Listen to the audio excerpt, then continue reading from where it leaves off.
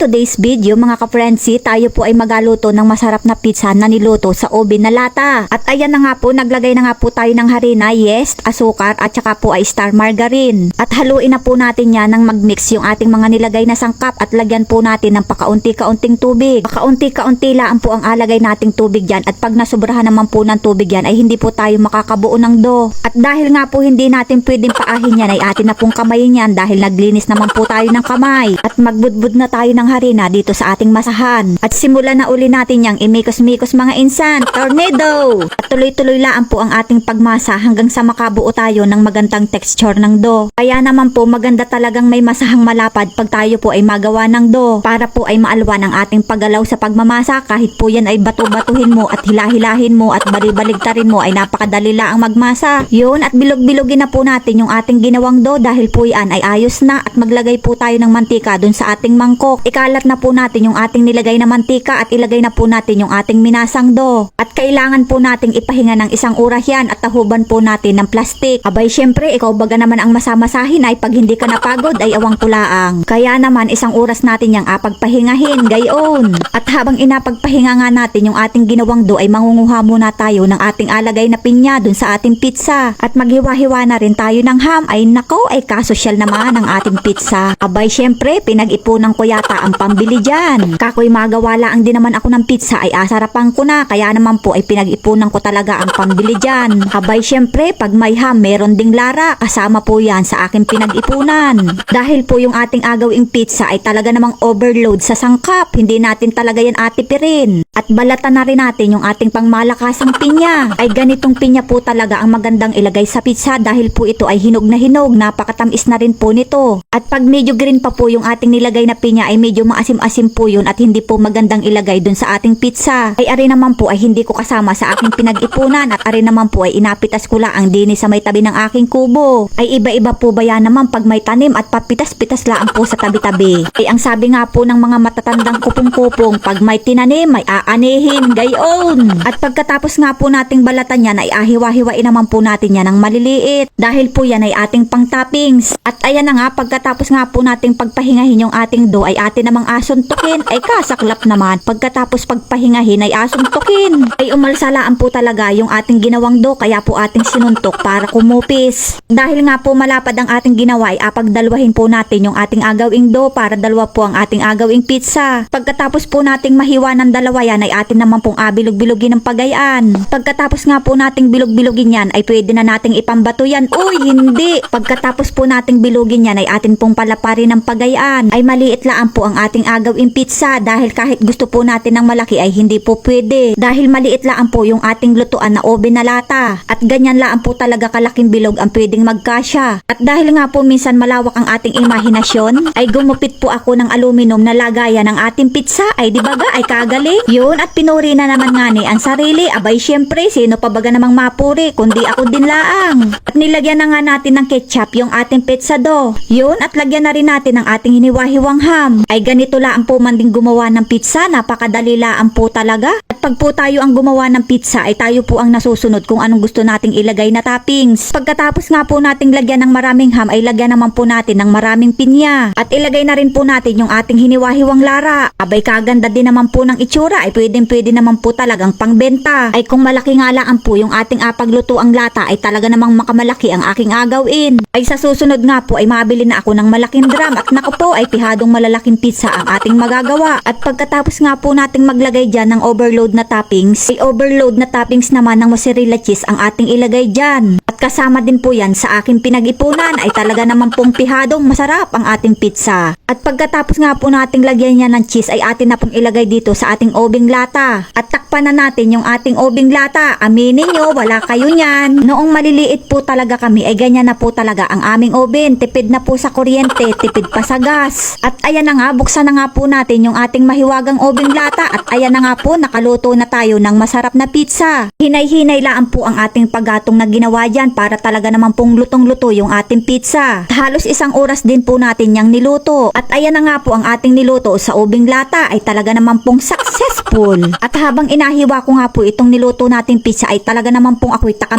na. Dahil nga po gustong gusto ko na siyang tikman ay nako po ay talaga naman pihadong masarap are. At pwedeng pwede rin po talaga itong pangnegosyo kung kayo ay nag-aisip kung anong gusto ninyong inegosyo at napakadali lang po talagang gumawa ng dough. At pagkatapos nga po nating hiwa-hiwain yan ay lagyan na po natin yan ng ketchup ay talaga naman pong napakasarap pagkaganare. Yun nga ne, at kumuha na tayo ng isang slice ay talaga naman pong ako'y takam na kaya po tayo'y kumain na. At tikman na nga natin yung ating pizza na niluto sa ubing lata ay nako ay talaga naman pagkasarap. Talaga naman pong ito'y masarap at hindi natin ito tinipid sa toppings ay talaga naman pong mapapaulit ka ng kagat. Sa sobrang sarap nga po na ay nako po ay talaga namang mauubos ko na naman yata are. At kung gusto nga po ninyong kumain ng pizza at wala po kayong oven abay ganito na lang po ang gawin ninyo. At dahil nga po sarap na sarap ako sa ginawa nating pizza abay naubos ko na naman po lahat. Dahil nga po tayo ay nasarapan at kinulang dun sa ating kinaing pizza ay nagluto po ulit tayo ng isa. Mga ka-friendsi, papalo na lang po ng aking Facebook page. Thank you for watching po and see you again guys!